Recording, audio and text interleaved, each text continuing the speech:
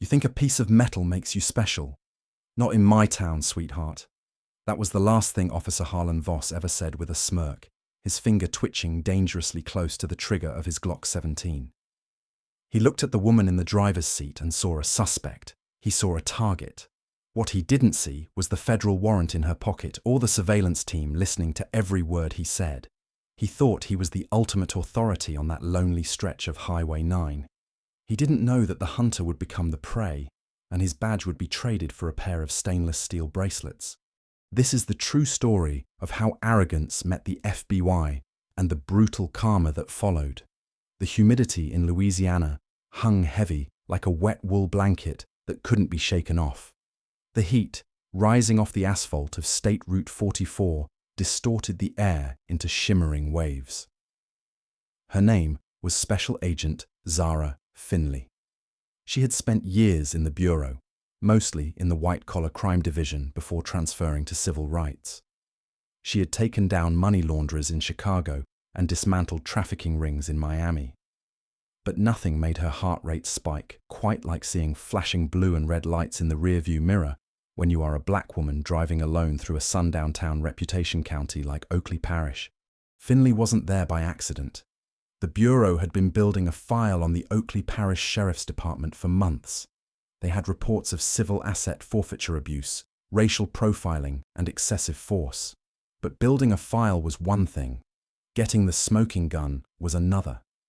Today, she was driving a battered Honda Accord, wearing jeans and a nondescript t-shirt.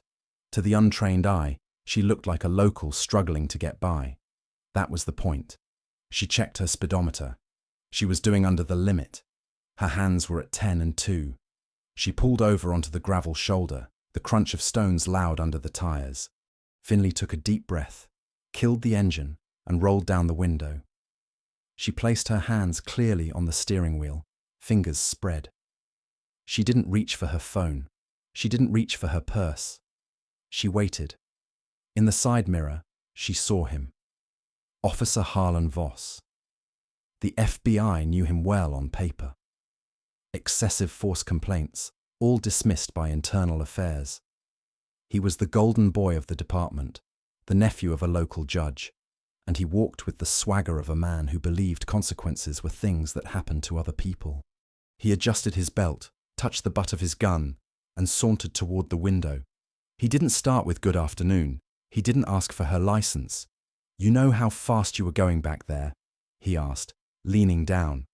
He was chewing gum, his mirrored sunglasses reflecting Finley's own composed face back at her. I believe I was under the limit, officer, she said, keeping her voice steady, professionally detached. Under the limit, he scoffed, a short, sharp sound. I clocked you over the limit and you swerved. You've been drinking today, ma'am. The lie was so casual, so practiced. No, sir. I haven't been drinking, and I wasn't speeding. Don't get smart with me, he snapped, his hand resting heavier on his holster. I can smell the alcohol from here. Step out of the vehicle. Officer, she said, maintaining eye contact but keeping her hands glued to the wheel. I am going to comply. However, I need to inform you that I am a federal law enforcement officer. My credentials and my service weapon are in my glove compartment. I am reaching for nothing until you acknowledge this. For a second, the air went dead silent. A cicada buzzed loudly in the nearby tree line. Sterling stared at her. Then, a slow, cruel grin spread across his face. He actually chuckled. A federal officer, he repeated, looking around at the empty highway, then back at her. Right, and I'm the King of England. I said step out of the car now. He ripped the door open before she could undo her seatbelt. I'm stepping out, she said, moving slowly. I am unarmed on my person. My weapon is secured. Shut up! He roared. He grabbed her left arm and yanked her out of the seat. The force was unnecessary and aggressive. She stumbled onto the gravel, scraping the toe of her sneaker. Turn around, hands on the hood, she complied. The metal of the car hood was scorching hot against her palms. Officer Voss, she said, using his name intentionally to let him know she was observant. You are making a mistake. Check the glove box. My badge is right there. He kicked her legs apart, patting her down roughly. His hands lingered too long, a power play designed to humiliate. He found her wallet in her back pocket and tossed it onto the dirty ground. Then he leaned in close to her ear, his breath smelling of stale coffee and peppermint. "You think you can come through my town driving a piece of crap like this and tell me you're a Fed?" He laughed again, a harsh barking sound. "I've heard every excuse in the book, honey, but federal agent is a new one for a girl who looks like you. The racism wasn't even veiled. It was out in the open, naked and ugly." "Check the credentials," she repeated, her voice dropping an octave, becoming the voice she used in interrogation rooms.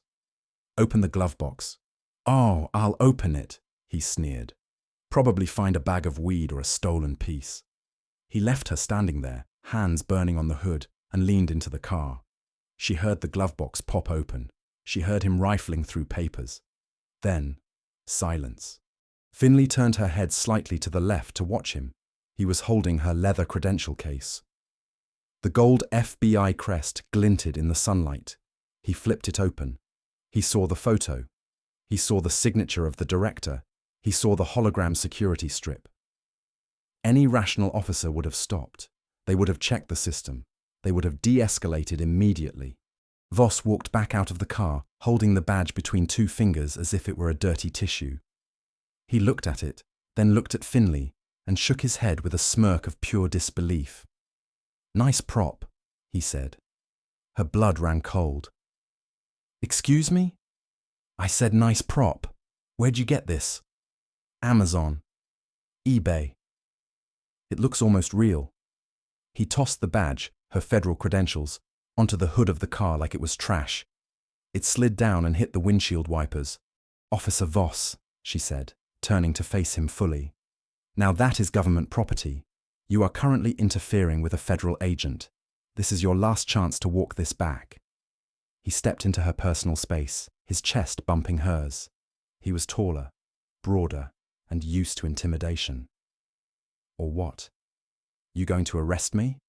He laughed right in her face. "You're under arrest for impersonating an officer, reckless driving and resisting arrest. Turn around." He reached for his handcuffs. "Officer Voss, look at your dash cam," she said calmly.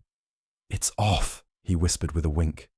"Maybe," she said, "but his isn't." She nodded toward the tree line yards away. Voss froze. He squinted against the sun. From the brush, two figures emerged. They were wearing full tactical vests, emblazoned with 3 large yellow letters, FBI. Voss's laugh died in his throat. The color drained from his face so fast it looked like a curtain falling. "What?" he stammered, taking a half step back. "What is this?"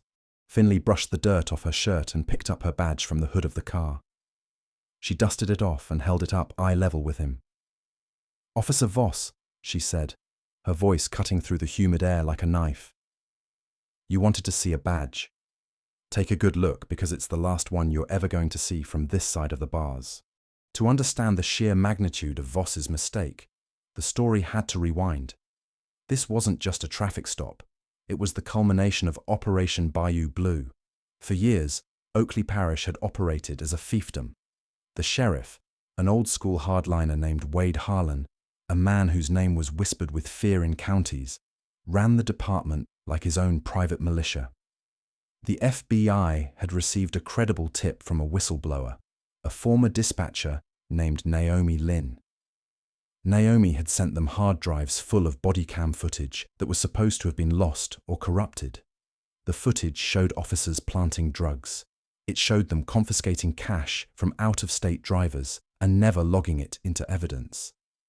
And the star of many of those videos was Officer Harlan Voss. But federal law is tricky.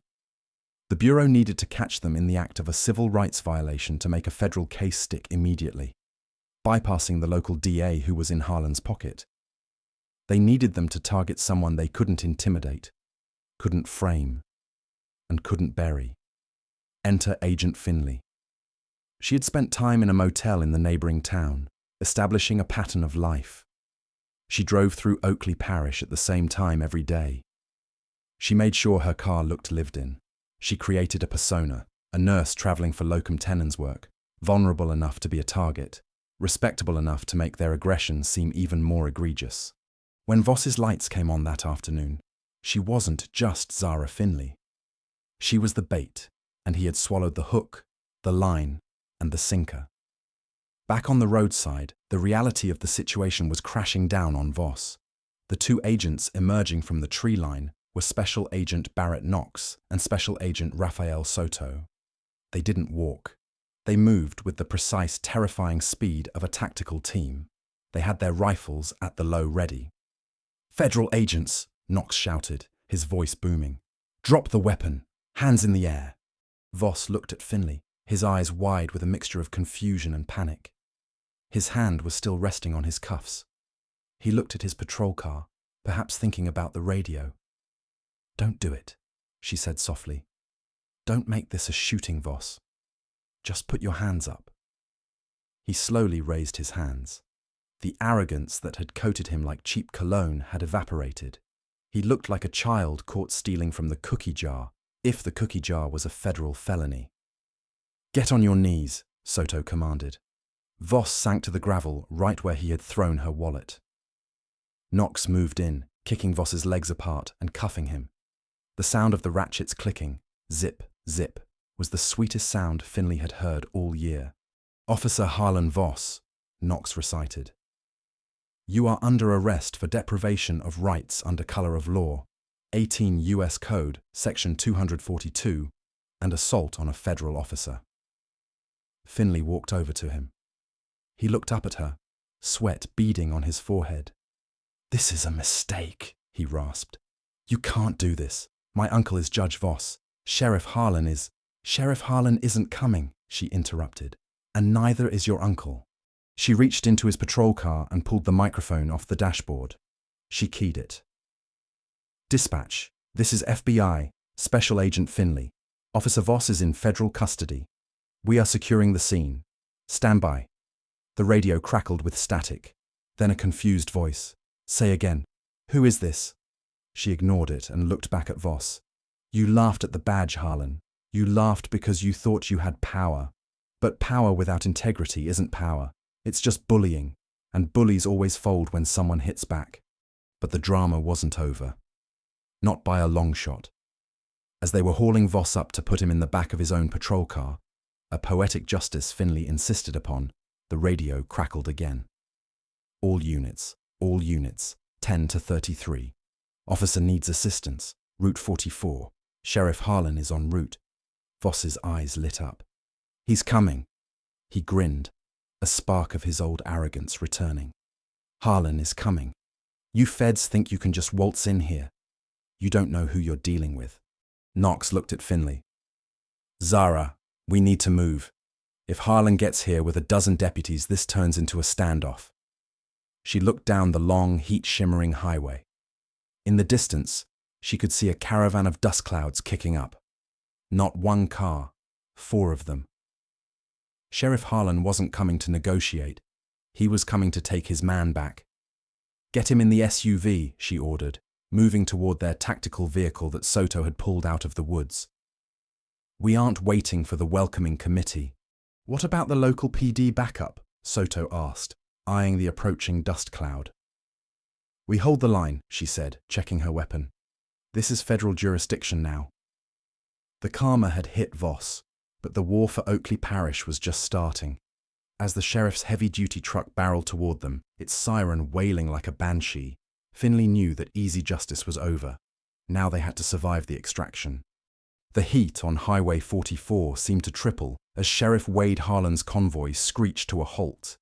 Dust billowed around 4 blacked-out SUVs, effectively blocking both lanes of the road. Doors flew open, and 6 deputies spilled out, hands hovering over their holsters. They looked nervous, eyes darting between their sheriff and the FBI vests on Knox and Soto. But Sheriff Harlan didn't look nervous. He looked like a storm cloud in a Stetson. He stepped out of the lead truck, a massive Ford F-250. Harlan was a mountain of a man, built like a linebacker with a face weathered by sun and absolute power. He adjusted his gun belt and walked straight toward the agents, ignoring the rifles pointed in his general direction. "You're a long way from D.C., little lady," Harlan rumbled, his voice like gravel in a blender. He stopped feet from Finley, dangerously close to the imaginary line drawn by Soto's rifle barrel. "Special Agent Finley," she corrected him, her voice ice cold. "And you are interfering with a federal prisoner transport. Order your men to stand down, Sheriff, or I will arrest every single one of them for obstruction of justice." Harlan laughed. It wasn't the barking laugh of Voss. It was a deep, menacing chuckle. "Arrest my men in my parish. You got one little warrant for Harlan, and you think you own the place. That boy is my deputy. If he messed up, we handle it internally." "Internal affairs isn't handling this one, Wade," she said, dropping the titles. "We know about the lost body cam footage. We know about the seizure fund skimming. And right now we have your nephew in spirit in the back of that car, screaming that you're going to save him." Harlan ignored her, locking eyes with Finley. "You drive away with him. You declare war on this county. You won't get down the road before you have a tail light out, Agent, and accidents happen on these back roads." It was a direct threat. A death threat. Finley smiled. It was the smile of someone holding a royal flush. "Sheriff," she said, tapping her earpiece. "Do you hear that?" He frowned. "Hear what?" "That low thrumming sound." Harlan looked up. Above the tree line, the distinctive whop-whop of rotors cut through the humid air. A Louisiana State Police helicopter flanked by a darker, unmarked federal chopper crested the trees and hovered over the highway. The downdraft whipped Harlan's hat from his head, sending it tumbling into the ditch. "We aren't alone, Sheriff," she shouted over the noise. "This operation is being live-streamed to the DOJ field office in New Orleans. Every word you just said, the threat, the obstruction, is already recorded. Now move your damn trucks, or you're joining Voss in cuffs." Harlan stood there, hair whipping in the wind, face turning a shade of purple. He looked at the choppers, looked at his nervous deputies, who were now backing away, and finally looked at the agent with pure hatred. He spat on the ground near her boot. "This ain't over," he hissed. "It is for you," she replied. He signaled his men. Reluctantly, the deputies got back into their vehicles. The wall of SUVs parted slowly like a rusted gate. They didn't wait. Knox gunned the engine of the transport, and they tore through the gap, leaving Sheriff Harlan standing bareheaded in the dust, watching his empire begin to crack. The FBI field office in New Orleans is a fortress of glass and steel, a stark contrast to the humidity of the bayou. The interrogation room, the box, was cold, sterile, and soundproof. Harlan Voss sat at the metal table, cuffed to the chair. They let him stew. They let the silence get loud. When Finley finally walked in, holding a thick file folder, he didn't look as cocky as he had on the highway, but the defiance was still there. "I want my lawyer," he spat, "and I want my phone call. Uncle Harlan is probably tearing this building down right now to get to me." She sat down opposite him and placed the file on the table. She didn't open it yet. "Your lawyer is in the lobby," she said calmly. "He's a public defender, a nice kid named Gary, just out of law school." Voss blinked. "Public defender. I have a retainer with the best firm in the state. The union pays for it." "The union?" she said, leaning forward. "Dropped you. They don't cover defense costs for willful acts of civil rights violations caught on 4K video. You're toxic, Harlan. Radioactive." "You're lying," he sneered. "Harlan isn't coming," she repeated. "In fact, Sheriff Harlan just issued a press release. Would you like to hear it?" She pulled a piece of paper from the file and began to read. "The Oakley Parish Sheriff's Department has zero tolerance for racism or abuse of power. The actions of former Deputy Voss are his own and do not reflect the values of this department.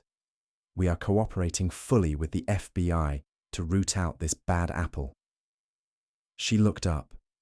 Voss's face was pale, his mouth slightly open. "Bad apple," she whispered. "That's you, Harlan. He cut you loose. He's serving you up to save himself." Number Voss shook his head. "He can't. I know where the bodies are buried. I know about the stash house on Miller's Road. I know about the payoffs from the trucking companies." He clamped his mouth shut, realizing he had just said too much. Finley smiled. "Miller's Road. Interesting. We didn't have that one. Voss slumped in his chair. The reality of the hard karma was setting in. The system he had used to crush others, the system of silence, protection, and brotherhood, had turned its back on him instantly. Here's the situation, she said, opening the file. She spread out photos, not of him, but of his victims. A college student beaten up for resisting, an elderly woman whose car was seized, a tourist terrified on the side of the road. You're looking at years, Harlan. Federal time, no parole. You'll be in a facility where half the inmates are there because of badges like yours. You won't survive. He started to tremble. Tears welled up in his eyes. Not tears of remorse, but tears of terrified self-pity. But, she continued, there is a door number 2. She slid a pen across the table. You give us Harlan. You give us the judge. You tell us everything about the asset forfeiture scheme, the planted evidence, the intimidation. You become the star witness. We put you in protective custody. You do time in a minimum security camp, and then you disappear. Voss looked at the pen. He looked at the photos of the people he had hurt. Then he looked at Finley, the woman he had laughed at, the woman he had called sweetheart. Why? He asked, his voice cracking. Why give me a deal? I treated you like dirt. Because I don't care about you, Harlan, she said honestly. You're just a bully with a badge. I want the monster who gave you the badge. I want Harlan. Voss sat there for a long minute. The silence stretched. Then with a shaking hand, he reached out and picked up the pen. The ledger, he whispered. Harlan keeps a ledger under the floorboards of his hunting cabin in the swamp. It has everything, every bribe, every name. Finley leaned back, a feeling of grim satisfaction settling in her chest. The dominoes were falling. Tell me more, she said. Start from the beginning. But just as Voss began to talk, the door to the interrogation room burst open. It was Special Agent in Charge, S.A.C. Hale. He looked pale. Finley, he said urgently, step out now. Sir? He's confessing, she said, annoyed. Zara, now. She walked out into the hallway. What is it? Hale held up his tablet. On the screen was a breaking news alert. Breaking. Fire at Oakley Parish Sheriff's cabin. 1 body found. Hale said grimly. Someone got to him before we could. The cabin is ash, and if the ledger was there, it's gone. Finley's stomach dropped. Voss had just given up the location of the evidence, and simultaneously that evidence had been destroyed. Who knew? She asked. Who knew about the ledger besides Voss? Hale looked at her, his eyes dark. That's the problem, Zara. Voss didn't make any calls. The only people who knew we were targeting Harlan were in this building. A chill ran down her spine, colder than the AC. They had a mole, and the war just got a lot more dangerous. The news of the fire sucked the air out of the hallway. S.A.C. Hale was already barking orders into his phone, coordinating with the state fire marshal, but Finley stood there, staring at the tablet screen. The headline flashed, Body recovered at scene. It's over, Hale said, ending his call. Dental records will take time, but the local deputies on scene identified Wade's truck. Looks like he realized the walls were closing in and took the coward's way out. Suicide by arson. Finley shook her head. No. Hale looked at her, exhausted. Zara, the cabin is ash. The ledger is gone. The bad guy is dead. We won, just not the way we wanted. Men like Wade don't commit suicide, she said, her mind racing. He's a narcissist. He thinks he owns the world. Narcissists don't kill themselves. They kill everyone else and start over. She turned back to the interrogation room door. Finley, let it go, Hale warned. I need time. She didn't wait for permission. She walked back into the box. Voss was still sitting there, head in his hands. He looked up, hope flickering in his eyes when he saw her. Did you get it? Did you get the ledger? Wade is dead, she lied. She slammed the file on the table, burned down his cabin with himself inside. It's over, Harlan. You're the only one left to hang for this. Voss's reaction wasn't grief. It was confusion, then a slow, terrified realization. He He did the burn notice, Voss whispered to himself. What? Protocol 0? Voss stammered, his face draining of colour. Wade always said if the feds ever got close, really close, he'd burn the husk and fly the coop. The body? It's not him. Who is it? She demanded. Probably some drifter he picked up. He keeps spares. Voss looked like he was going to be sick. He's not dead, Agent. He's gone, and he's taking the retirement fund with him. Where? She grabbed him by the collar of his jumpsuit. Where would he go? He has a pilot, Voss gasped. A guy named Dutch runs a crop dusting service out of the old Oakley Regional Airport, but he has a pressurized King Air hidden in the back hangar. Wade moves cash through there. Finley dropped him and ran for the door. Hail, she shouted as she burst into the hallway. Get the tactical team. We're going to the airport. Hale looked skeptical. Zara, the coroner is already... The coroner is examining a John Doe, she yelled, grabbing her vest. Wade is at the airfield. He's running. And if he gets wheels up, he's in a non-extradition country with stolen civil forfeiture money. Hale hesitated for a split second. Then the training kicked in. He hit the alarm. All units. Mount up. Airfield. Go. Go. Go. Oakley Regional Airport was a relic. A cracked runway surrounded by overgrown sugarcane fields and rusting corrugated metal hangars. It was the kind of place where transponders were turned off and flight plans were optional. They roared onto the tarmac in a convoy of 3 SUVs, sirens silent to maintain the element of surprise. The sun was setting, casting long, blood-red shadows across the cracked concrete. There, Knox shouted from the driver's seat. Down the tarmac near Hangar 4, a sleek white Beechcraft King Air 350 was taxiing out. The propellers were already spinning, a blur of motion against the darkening sky. "He's moving!" she shouted into the radio. "Block the runway! Do not let him take off!" The plane began to accelerate. The King Air is a fast bird. It has 2 turboprop engines that can get it off the ground in less than the runway length. They were away. "Intersect course," she ordered. Knox floored the gas. The SUV's engines screamed as they bounced over the grassy verge and onto the tarmac, trying to cut off the plane's angle. Inside the cockpit, Finley could see 2 silhouettes. The pilot, presumably Dutch, and a passenger in the co-pilot seat. Even from this distance, she recognized the profile. It was Wade.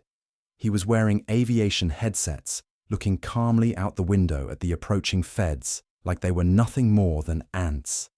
He wasn't stopping. "He's going to try to lift off over us," Soto yelled from the back seat. The plane's nose gear lifted off the ground. Main gear just leaving the asphalt. He was going to clear the fence and disappear into the international airspace over the Gulf of Mexico. "We can't catch him." Knox slammed the steering wheel. Finley looked out the window. They were parallel to the plane now, but he was faster. She saw the cargo door of the plane, and then she remembered something about this specific airfield. The fuel truck, she pointed, parked near the end of the runway, right in Wade's flight path, was an old yellow aviation fuel tanker. "Knox, pit maneuver the fuel truck," she screamed. "Push it into the center line. Are you insane? It'll blow us all up. Do it." Knox swerved the SUV, slamming into the abandoned fuel truck. The heavy steel tanker groaned and rolled, its tires screeching as it slid into the middle of the runway. Wade saw it. The plane was halfway into the air. He had to make a choice, hit the truck and die in a fireball or abort. The plane banked hard to the left, the wingtips scraping the ground with a shower of sparks.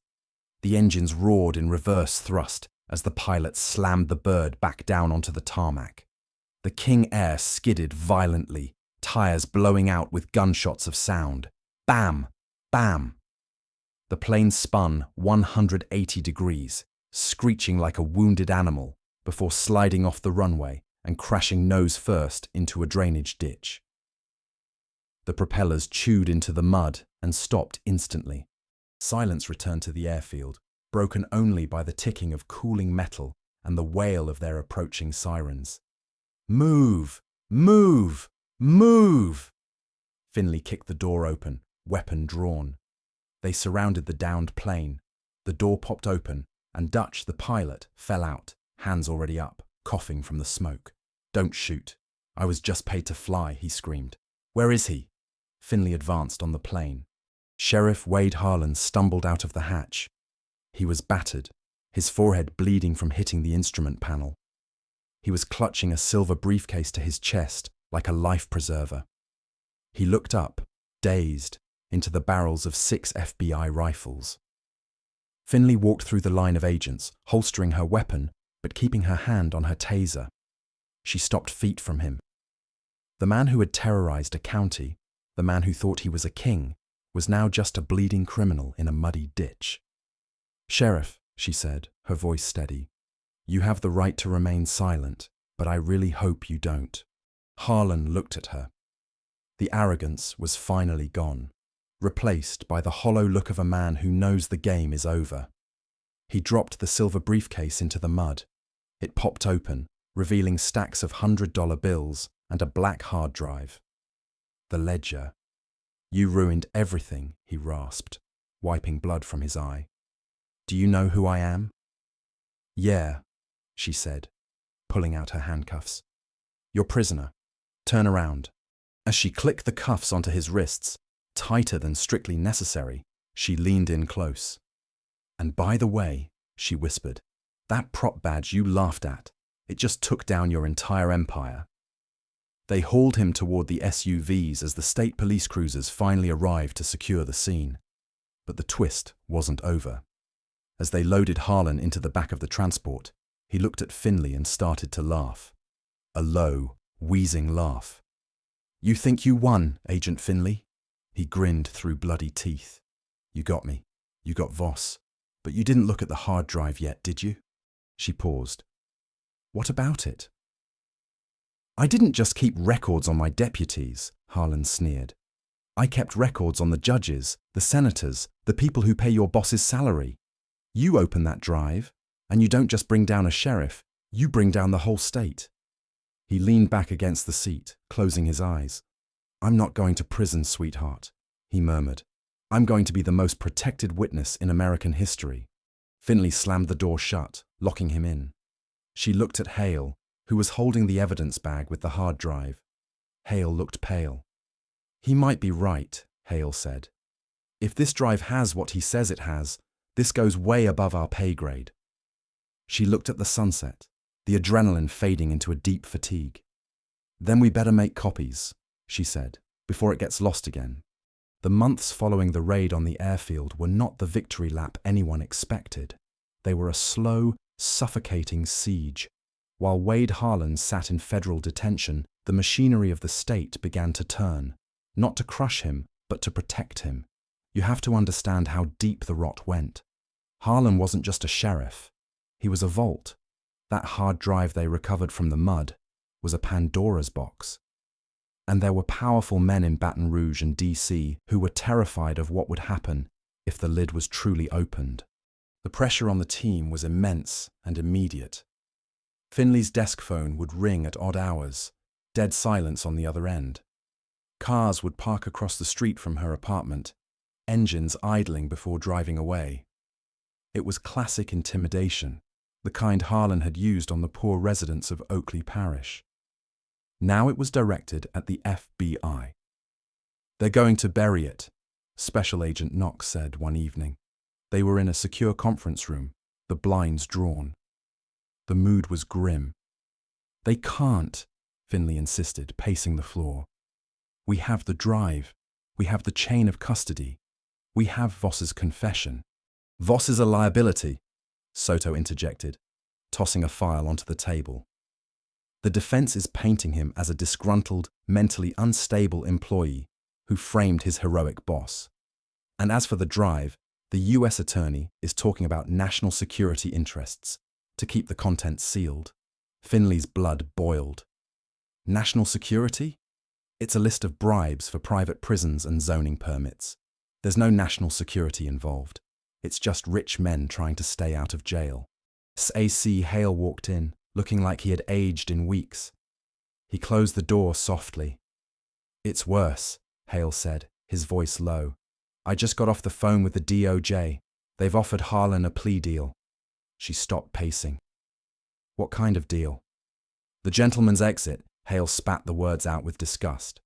He pleads guilty to 1 count of tax evasion and 1 count of misuse of funds. He forfeits his pension. He does time in a minimum security camp in Florida, the one with the tennis courts. In exchange, the hard drive is sealed permanently and all other charges are dropped. "Time!" she shouted, slamming her hand on the table. He terrorized a community.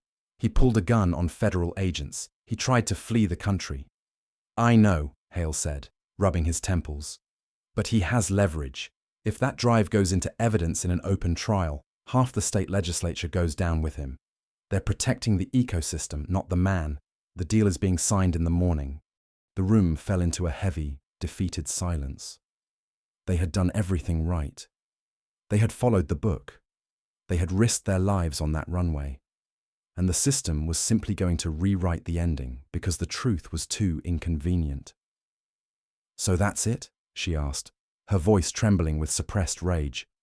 "We just let him walk." Hale looked at her, his eyes hard and unreadable. "Official instructions are to stand down, Agent Finley. We prepare for the sentencing hearing. We play our part." He lingered on the words, "official instructions." Then he picked up his coffee cup, looked meaningfully at the evidence locker, and turned to leave. "I'm going to get some air. The security camera in this room is on the fritz. Maintenance won't be here, B." He walked out. Knox and Soto looked at Finley. Then they looked at the floor, suddenly finding their shoes very interesting. "I think I left my phone in the car," Knox mumbled, standing up. "Yeah," Soto said. "Me too." They left her alone in the room. Time. That was all the time Finley had to decide if she was a bureaucrat or an agent of justice. She looked at the drive. She thought about the fear in the eyes of the people in Oakley Parish. She thought about Voss's arrogance on the roadside. She reached into her pocket and pulled out a thumb drive. The federal courthouse in Baton Rouge was a circus. The next morning, news vans clogged the streets, and protesters stood on the steps holding signs that read, "Justice for Oakley." They didn't know yet that the fix was in. Inside, the atmosphere was sterile and cold. Wade Harlan sat at the defense table, wearing a crisp navy suit instead of a jumpsuit. He looked fresh, rested. He was chatting amicably with his high-priced defense attorney, a shark named Declan Kincaid. When Finley walked in, Harlan saw her. He didn't look away. He smiled, a smug, knowing smile that made her skin crawl. He leaned over to Kincaid, whispered something, and they both chuckled. He knew. He knew he had beaten the charges. He knew he was going to tennis camp and then retiring to a beach somewhere with his hidden millions. She took a seat in the back row behind the prosecution table. Mr. Aiden, the lead prosecutor, refused to make eye contact with her. He was just a soldier following orders, but his shame was palpable. All rise. The bailiff boomed. Judge Corbin entered the room. He was an older man, stern-faced, eager to get this over with. "We are here for the matter of United States versus Wade Harlan," Judge Corbin intoned. "I understand there is a plea agreement." "Yes, Your Honor," Kincaid said, standing up and buttoning his jacket. "We have reached a mutually beneficial arrangement. Mr. Harlan accepts responsibility for financial mismanagement. In exchange, the government agrees to drop the remaining counts." "Mr. Aiden," the judge asked. Aiden stood up slowly. "The people concur, Your Honor." "Very well," the judge said, opening the file. "I have reviewed the terms. They seem adequate." Adequate. The word hung in the air like a foul smell. Harlan turned around and looked at Finley again. He mouthed the words. "Nice try." She checked her watch. "Before I accept this plea," the judge said, clicking his pen, "does the defendant have anything to say?" Harlan stood up. "Only that I am sorry for the clerical errors that led to this misunderstanding, Your Honor. I have served my parish faithfully. It was a lie so bold it was almost impressive." And then a sound cut through the room. It was a phone vibrating on a wooden bench. Then another ping. Ding. Suddenly the pocket of the reporter from the Associated Press lit up. Then the New Orleans Times-Picayune. Then the Washington Post. The judge frowned, looking up from his papers. Order. Silence your devices or be removed. But the noise didn't stop. It grew. A murmur started in the gallery, rising like a tide. "Oh my God," a woman in the third row whispered loud enough to be heard. "It's all here." "What is going on?" Judge Corbin demanded, banging his gavel. The AP reporter stood up, his face pale, holding his phone aloft. "Your Honor, the Harlan Ledger. It's been leaked. It's trending on Twitter. It's on the front page of Reddit, the full database." Harlan froze. The color drained from his face instantly, leaving him looking like a wax statue. Atticus Kincaid whipped out his own phone, scrolling frantically. This is impossible. This was sealed evidence. "It says here," the reporter continued, his voice shaking, "that there are emails linking the sheriff to kickbacks from the construction of the new levee and wire transfers to a darker account named Corbin Trust." The room went deathly silent. Every head turned toward the bench. Judge Corbin turned a shade of grey nobody knew existed. He looked at the reporter, then at Harlan, then at the prosecutor. That is preposterous," the judge stammered, but his hand was shaking.